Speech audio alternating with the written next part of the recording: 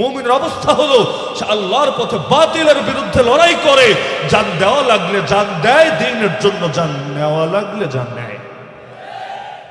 কিন্তু কাউসার বলতে শুধু এতটুকু সীমিত অর্থই বোঝায় না, বরং অর্থ এর চাইতে আরো অনেক ব্যাপক। যেমন জান্নাতের মধ্যে একটা নহর আছে, যে নহরের নাম হলো নাহরে কাউসার। এই হাউজে কাউসার আর নাহরে কাউসারের মধ্যে একটা গভীর মিল আছে। জান্নাতের সেই নহরের সঙ্গে সেই হাদিসের মধ্যে আছে দুটো পাইপলাইন থাকবে, ওই দুই পাইপলাইন ধরে জান্নাতের নহর থেকে পানি এসে পড়বে কিয়ামতের ময়দানে থাকা একটা হাউজের মধ্যে, যেই হাউসটাকে আমরা সকলে চিনি হাউজে কাউসার নামে। তার মানে হাউজে কাউসারের ভেতরে যেটা পানি, এই পানি দুনিয়ার কোনো পানি না, না বুড়িগঙ্গার পানি, না শীতলক্ষার পানি, বরঞ্চ এই পানি জান্নাতি পানি। তো জান্নাত যেমন চিরস্থায়ী জায়গা, জান্নাতের প্রতিটা বস্তুর মধ্যে যেমন বৈশিষ্ট্য রয়েছে, স্থায়িত্বের বৈশিষ্ট্য, একইভাবে ওই পানির মধ্যেও রয়েছে এই গুণ, যার কারণে একবার যে পান করবে পিপাসা আর কখনো লাগবে না। কিন্তু এই আয়াতের অর্থ শুধু সেই নাহরে কাউসার আর হাউজে কাউসারই না, বরং মুফাসসিরিন কেরাম লিখেছেন আল কাউসার ইয়ানি আল খায়র আল কাসীর। হে নবী, আমি আপনাকে সর্বময় কল্যাণ, আমি আপনাকে সব ধরনের কল্যাণ, প্রচুর পরিমাণ কল্যাণ দান করেছি। এই আয়াত নাজিল হয়েছে মক্কার যুগে, যখন বাহ্যিকভাবে মনে হচ্ছিল গোটা দুনিয়াই মনে হয় রাসূলের বিরুদ্ধে, আপনজনরা পর্যন্ত গায়ে হাত তুলছে, তাকে হত্যা করার জন্য পর্যন্ত ষড়যন্ত্র চলছে, এমনকি গোটা দুনিয়াই প্রায় তার দুশমনে গিয়ে পরিণত হয়েছে। অথচ আশপাশে কে বা আছে? সাহাবী সব মিলিয়ে তখন কয়জন? তাদের মধ্যে পাওয়ার নাই, প্রশাসনিক ক্ষমতা নাই, রাষ্ট্রীয় পাওয়ার নাই, কিছুই তো নাই। না আছে বাহিনী, না আছে জিহাদের বিধান, না আছে খেলাফত, না কিছু। এমন এক কঠিন পরিস্থিতি, আর সারাদিন গালি আর গালি, জুলুম আর জুলুম, ষড়যন্ত্র আর ষড়যন্ত্র, সবই তো চলছে। এমন একটা কঠিন পরিস্থিতিতে আল্লাহ তাআলা মনোবল বাড়াচ্ছেন তার রাসূলের। কখনো মনোবল বাড়িয়েছেন আগের নবীদের কিচ্ছাগুলো শুনিয়ে। এই যে কোরআনের মধ্যে বিভিন্ন নবীর ঘটনাগুলো শোনেন, এগুলো আল্লাহ শুধু ইতিহাস বয়ানের জন্য, শুধু গল্প শোনানোর জন্য দেন নাই, বরঞ্চ এগুলো আল্লাহ কেন দিয়েছেন নিজেই বলেছেন লিনুসাব্বিতা বিহি ফুআদাক, যাতে করে তোমার অন্তরকে আমি শক্তিশালী করতে পারি। তো অতীতের ঘটনাগুলো শুনি আল্লাহ বারবার তাকে সান্ত্বনা দিয়েছেন। হে নবী, দেখেন মা ইউকালু লাকা ইল্লা মা কাদ কিলা লির-রাসূল মিন ক্বাবলিক, আপনাকে যে কথাগুলো বলা হচ্ছে, আপনার পূর্বে যারা এই রাসূলরা যে দুনিয়াতে এসেছে একই কথা তাদেরকেও বলা হয়েছিল। আপনাকে যেমন মিথ্যাবাদী সাব্যস্ত করা হচ্ছে, ওয়ালাকাদ কুযযিবাত রাসূলুম মিন ক্বাবলিক, আপনার পূর্বে যে রাসূলরা এসেছে তাদেরকেও মিথ্যাবাদী সাব্যস্ত করা হয়েছে। ফাসবির কামা সাবারা উল আযমি মিনার রাসূল, সুতরাং আপনি সবর করেন যেভাবে সবর করেছেন দৃঢ় সংকল্পের অধিকারী নবীগণ। তেভাবে এক এক সময় আল্লাহ এক একভাবে সান্ত্বনা যোগান। যেমন সূরা দুহার মধ্যেও তো কাজটাই করেছেন, আল্লাহ জানিয়েও দিলেন ওয়ালা সাউফা ইউতিকা রাব্বুকা ফাতারদা, তোমার রব তোমাকে এত দেওয়া দিবেন যে তুমি খুশি হয়ে যাবে। সূরা ইনশিরাহের মধ্যে এই কাজটাই তো করেছেন, ইন্না মা'আল উসরি ইউসরা। আর এখন কঠিন পরিস্থিতি চলছে, তাতে কি এই দিন নয়, আরো দিন আছে, চিরকাল কঠিন পরিস্থিতি থাকবে না, এরপরই বড় সহজ এবং স্বাচ্ছন্দ্যময় পরিস্থিতি তৈরি হবে। তো এই আয়াতের মধ্যে আল্লাহ সান্ত্বনা দিলেন, আরে দুনিয়ার কেউ পাশে থাকলেই কি, না থাকলেই কি, বাহ্যিক বিবেচনায় শক্তি থাকলেই কি, না থাকলেই কি, ইন্না আতাইনাকাল কাউসার, আমি ঘোষণা দিচ্ছি আমি আপনাকে প্রচুর পরিমাণ কল্যাণ দান করেছি। তার মানে যে এটা মাথায় রাখে আমার আল্লাহ আছে আমার সাথে, আর তিনি আমার সাথে ওয়াদা করেছেন আমাকে সফলতা দেবেন, আমাকে কল্যাণ দেবেন, তার মন কখনো ছোট হতে নাই, পৃথিবীর কোনো শক্তির সামনে দমে যেতে নাই। তাহলে কিয়ামত পর্যন্ত যেহেতু সকল মুমিন মুত্তাকিদের জন্য এই কোরআন হেদায়াত, সুতরাং শুধু রাসূলকে বললেও শুধু রাসূলের সঙ্গে সীমাবদ্ধ না, বরং রাসূলের যত উম্মতি, যত ওয়ারিস, যত খলিফা কিয়ামত পর্যন্ত আসবে সকলের জন্যই সান্ত্বনা। শুধু পুরনো অবস্থার বর্তমান নিয়ে পেরেশান হবেন না। ইন্না আতাইনাকাল কাউসার, আল্লাহর জন্য হয়ে যান, আল্লাহ আপনার হবেন, তিনি এমন কল্যাণ দেওয়া দিবেন একদিন না একদিন আপনি খুশি হবেনই হবেন। তবে কল্যাণ পাওয়ার পরে একটা কাজ আছে, যেমন ধরেন এক একজন আমরা এক এক লাইনে কল্যাণ পেয়েছি। কেউ হয়তো মাল পেয়েছেন, কেউ হয়তো ভালো চাকরি পেয়েছেন, কেউ হয়তো যোগ্য সন্তান, নেক সন্তান পেয়েছেন, কেউ হয়তো ভালো বউ পেয়েছেন, কেউ হয়তো সুন্দর থাকার জায়গা পেয়েছেন। প্রত্যেকে খেয়াল করলে দেখবেন অনেক কল্যাণ আল্লাহ আমাদেরকে দান করেছেন, আর দাতা তো একজনই, নাম তার আল্লাহ। তিনি ছাড়া আর কেউ দেয় না, দিতে পারেও না, তিনি যা দিতে চান না পৃথিবীর কেউ এনেও দিতে পারে না। আল্লাহুম্মা লা মানিআ লিমা আতাইত ওয়া লা মুতিআ লিমা মানাত। তা আল্লাহ যে কল্যাণগুলো দিচ্ছেন, দেওয়ার পরেই আমার আপনার বন্দেগীর পরীক্ষা এখানে, ফাসাল্লি লিরাব্বিকা ওয়ানহার, নিয়ামত পাওয়ার পরে আল্লাহর বান্দা যারা, তাদের বৈশিষ্ট্য হয় তারা রবের জন্য ইবাদত করে। ফাসাল্লি, ফা মানে সুতরাং, সল্লি মানে নামাজ পড়েন, লি মানে জন্য, রব্বিকা মানে আপনার রবের। সুতরাং আপনি নামাজ পড়েন আপনার রবের জন্য, ওয়া মানে এবং, ইনহার মানে কোরবানি করেন, মিলিয়ে পড়লে ওয়ানহার, এবং কোরবানি করেন তার জন্য। বলবেন মানেটা কি হুজুর? আমরা নিয়ামত পেলে খালি নামাজ পড়বো আর কোরবানি করবো, আর কিছু করা লাগবে না, সেই মজা তো? তাহলে বাকি সব কিছু থেকে ছুটি? না রে ভাই, ছুটি না। এখানে দুটো বলে আল্লাহ শুধু দুটোকে বোঝান নাই, বরং দুই প্রকারকে বুঝিয়েছেন। যেমন জামাতে যে নামাজ পড়তে হবে, জানেন তো আপনারা? নামাজ জামাতে বললে ভালো না একে একে বললে ভালো? এই যে জামাতের সঙ্গে নামাজ পড়ার আদেশ আল্লাহ দিয়েছেন, কি বলে দিয়েছেন? ওয়ারকাউ মা'আর রাকিঈন, বান্দা রুকুকারীদের সঙ্গে রুকু করো। আচ্ছা, আপনারা নামাজ পড়তে আসলে কি করেন? যে মসজিদে ঢোকেন, উজু করে এসে কাতারে দাঁড়িয়ে আল্লাহু আকবার বলে রুকুতে চলে যান, আর রুকু থেকে উঠে ডাইরেক্ট বাড়ির পথ ধরেন। এরকম বকলম আছেন নাকি কেউ? তো নামাজ তো শুধু রুকু দিয়ে হয় না। হ্যাঁ, রুকু নামাজের বাইরে না, নামাজের একটা অংশ, কিন্তু শুধু রুকু দিয়ে নামাজ হয় না, বরং সেজদাও তো লাগে, বৈঠকও তো লাগে, দাঁড়ানোও তো লাগে, অনেক কিছুই তো লাগে। তাকবীরে তাহরিমা থেকে সালাম পর্যন্ত যা আছে পুরোটাই তো নামাজের জন্য লাগে। তাহলে আল্লাহ শুধু রুকুর কথা বললেন, কিন্তু বুঝিয়েছেন শুধু রুকুকে না, বুঝিয়েছেন পুরোটাকেই। ইয়ানি সাল্লু মাআল মুসাল্লিন, আল্লাহ বললেন রুকুকারীদের সঙ্গে রুকু করো, কিন্তু ব্যাখ্যা করতে হবে নামাজ আদায়কারীদের সঙ্গে মিলে, একা একা গর্তে ঢুকে না, নামাজ আদায়কারীদের সঙ্গে মিলে মসজিদে এসে জামাতে আদায় করো। তো একইভাবে আল্লাহ দুটো ইবাদতের নাম বললেও দুটো বোঝানোর উদ্দেশ্য না, দুই প্রকার বোঝানোর উদ্দেশ্য। নামাজ পড়তে পয়সা লাগে না, তবে শরীরের খাটুনি লাগে, নাকি লাগে না? আর কোরবানি দিতে শরীরের খাটুনি তো লাগে লাগে, কিন্তু এর চাইতে বেশি পয়সা লাগে। নিজে খাটুনি না করেও পারা যায়, টাকা থাকলে কসাই দিয়ে, লোক দিয়ে সব করে ফেলা যায়, কিন্তু পয়সা তো ব্যয় করা লাগেই লাগে। তো আল্লাহ তাআলা এখানে দুটো প্রকার বোঝাচ্ছেন, যে জান দিয়েও ইবাদত করো, মাল দিয়েও ইবাদত করো, তবে ইবাদত একমাত্র আল্লাহর জন্য, লিরাব্বিকা, লিরাব্বিকা।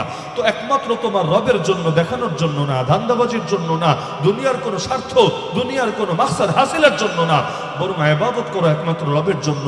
বলবেন নিয়ামত পাওয়ার সাথে ইবাদতের সম্পর্ক কি? হ্যাঁ, খেলাটাই এখানে। আল্লাহ তাআলা যে দেন, আল্লাহর দেওয়া দুই রকম হয়। আল্লাহ ফেরাউনকে দিয়েছেন নাকি দেন নাই? হামানকে দিয়েছেন নাকি দেন নাই? কারুনকে দিয়েছেন নাকি দেন নাই? কাউকে দিয়েছেন ক্ষমতা, কাউকে দিয়েছেন সম্পদ। আল্লাহ তাআলা কারুনকে এমন সম্পদ দেওয়া দিয়েছেন, ফাখারাজা আলা কওমিহি ফি জিনাতিহি ক্বালা আল্লাযীনা ইউরিদুনা আল হায়াতাদ দুনিয়া ইয়া লাইতা লানা মিছলা মা উতিয়া কারুন। কোরআন বলছে, উৎসবের দিন সে যখন জাতির সামনে যেত, তাকে দেখে যাদের ভেতরে দুনিয়ার লোভ আছে আফসোস করে বলতো, হায় আমরাও যদি কারুনের মতো মাল পেতাম, জীবনটাই চমকে যেত। ইন্নাহু লাযু হাজ্জিন আযীম, সে বড় কপালওয়ালা, বড় নসিবওয়ালা। এই কথাগুলো মানুষ বলতো। এমনকি তার চাবি ছিল এত বেশি, সিন্ধুকের চাবি এত বেশি।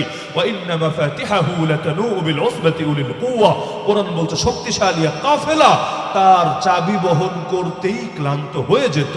কিন্তু এখন যদি কেউ ব্যাখ্যা করে আল্লাহ কারুনকে দিয়েছেন, মানে আল্লাহ তো তার উপর রাজি আছেন, ফেরাউন নমরুদকে দিয়েছেন, আল্লাহ তো তার উপর খুশি আছেন, এই ব্যাখ্যা সহি হবে?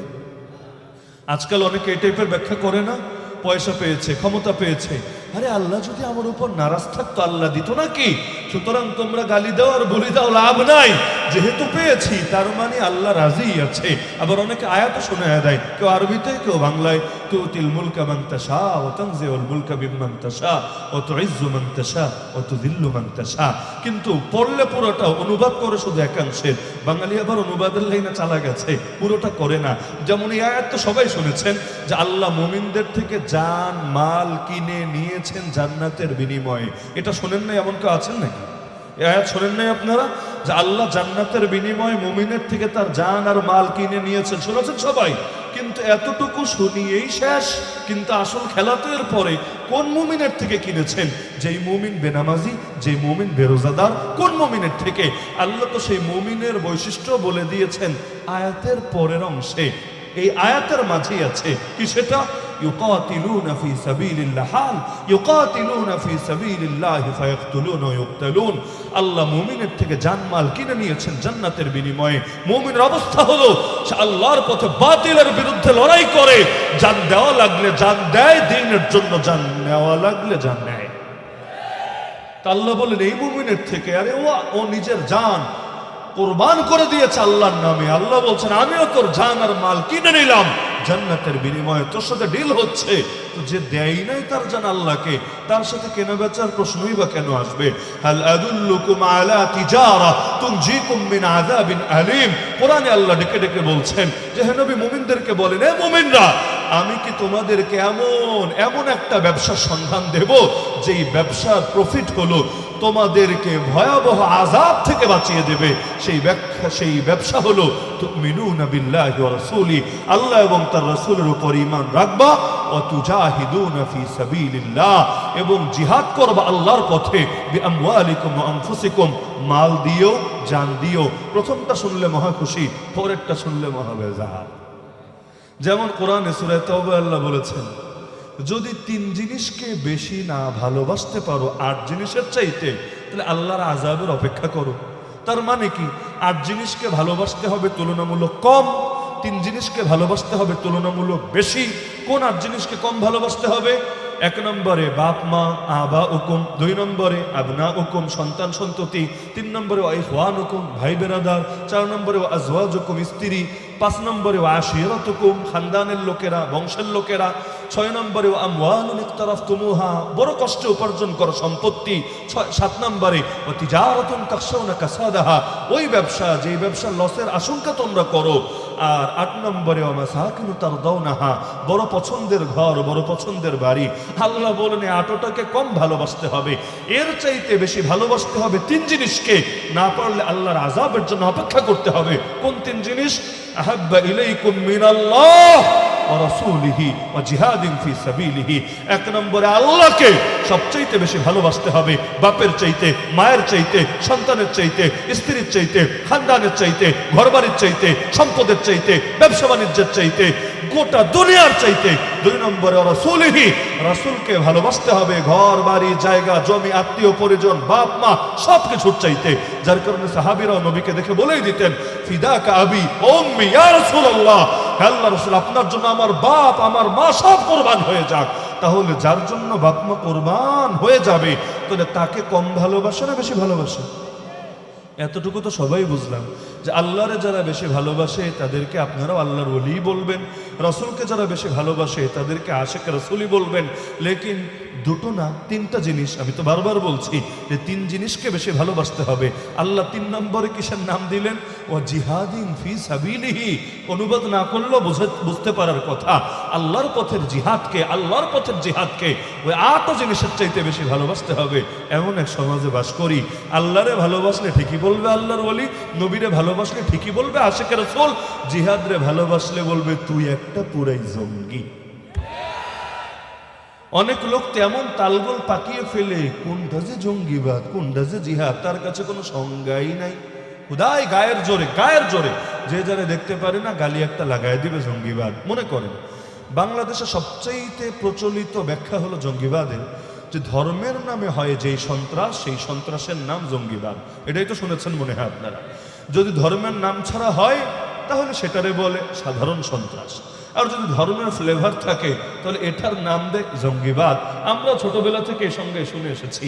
তো এর আলোকে আমি যদি আপনাদেরকে কমন প্রশ্ন করি, এই যে ইসরায়েলিরা লড়াই করছে ফিলিস্তিনের বুকে, এটা কি ধর্মের নামে না অধর্মের নামে? কোন বাপের বেটার সাহস নাই বলবে না হুজুর এটা ধর্মের নামে না, এটা নাস্তিকতার নামে, এটা সেকুলারিজমের নামে। কে বলেছে তোমাকে? নিরেট নিখাত ধর্মের নামে। ওদের মাকসাদ নাস্তিক্যবাদী রাষ্ট্র প্রতিষ্ঠা করা না, ওদের মাকসাদ সেকুলার রাষ্ট্র প্রতিষ্ঠা করা না, ওদের মাকসাদ দাজ্জালি রাষ্ট্র প্রতিষ্ঠা করা, ইহুদিবাদী রাষ্ট্র প্রতিষ্ঠা করা। ওরা স্বপ্নই দেখে এমন একদিনের যেদিন গোটা দুনিয়ার পরতে পরত ইহুদি রাজত্ব কায়েম হবে এবং ওদের আকীদা অনুসারে এর জন্য ওদেরকে আল আকসা ভাঙতেই হবে, লালগাই জবাই করতেই হবে এবং মসিহে দাজ্জালকে রিসিভ করে গোটা দুনিয়ার প্রতিটা ইঞ্চি ইঞ্চি মাটিতে ওদের আদর্শ জিন্দা করতেই হবে। প্রকাশ্যে বলে, প্রকাশ্যে। এমনকি ইসরায়েলের পতাকা, একটা দেশের পতাকা ওই দেশের মূল চেতনাকে ধারণ করে। পতাকা এমনি এমনি হয়ে যায় না। মনে চাইলো উপর থেকে কাপড় একটু ছিঁড়ে বললাম এই দেখো আমাদের পতাকা।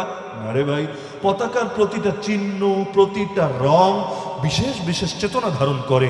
যেমন বাংলাদেশের পতাকা কেমন? লাল সবুজের পতাকা। লালের কি অর্থ নাই? কেন লালের জায়গায় হলুদ দিল না কেন? সবুজ দিল না কেন? নীল দিল না কেন? লালের অর্থ নাই? আবার সবুজ যে দিল, এত রং থাকতে সবুজে বসালো কেন? এখানে অন্য কোনো কালার দিত, সবুজের অর্থ নাই? ওই ব্যাখ্যা আমার যাওয়া লাগবে না, আপনারাই জানেন যে কেন এই পতাকাকে লাল সবুজের পতাকা বলে। লাল কি অর্থ ধারণ করে, সবুজ কি অর্থ ধারণ করে? তো পৃথিবীর সকল লোগো, সকল পতাকা, ফ্ল্যাগ, এটা কোনো না কোনো একটা মেসেজ ধারণ করে। তো ইসরায়েলের পতাকা দেখেন নাই জীবনে? দেখেন নাই জীবনে? দেখেছেন? এই যে ইসরায়েলের পতাকার মধ্যে দেখবেন যে ব্যাকগ্রাউন্ড তো হলো সাদা, উপরে আর নিচে দুইটা ব্লু দাগ আছে, আর মাঝখানে 6 কোণা বিশিষ্ট একটা তারা, স্টার, 6 কোণা বিশিষ্ট একটা তারা। এমনই তো, বিশেষ না হলে গুগলে সার্চ করেন, আপনি বের করে দেখেন ইসরায়েলের পতাকা কেমন। এরপর ব্যাখ্যা আমার থেকে নেওয়া লাগবে না, ওদের থেকেই ব্যাখ্যা নেন, কারণ আমি তো আর ইসরায়েলের বাসিন্দা না, অথবা আমি ইসরায়েলের কোনো দায়িত্বশীল ব্যক্তিও না। ওদের ব্যাখ্যা